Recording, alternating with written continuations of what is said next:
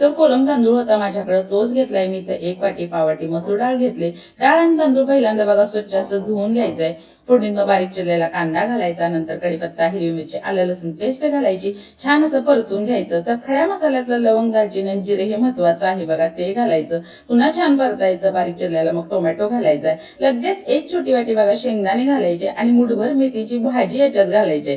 पुन्हा सगळं मिक्स करायचं. तर बटाट्याच्या फोडी घालायच्या आहेत बघा. सगळं चांगलं हे उलटपालट करायचं. तर मस्त लाल भडक असा कलर यावा म्हणून मी इथे एवढ्याची काश्मीरी मिरची पावडर घातले. हळद, गरम मसाला घालायचा. सगळं छान आता हे मिक्स करायचंय. डाळ आणि तांदळाच्या बघा दुप्पट याच्यात पाणी घालायचं. चवीपुरतं मीठ घालायचं आणि टोमॅटोच्या उभ्या स्लायसेस पण याच्यात घालायच्या. तर पाण्याला उकळी आली की नाही की डाळ तांदूळ घालायचं आणि 5 मिनिटं मोठ्या गॅसवरच बघा छान असं हे खतखतून घ्यायचं आणि मग बारीक गॅसवरती झाकण ठेवून भात शिजवून घ्यायचंय.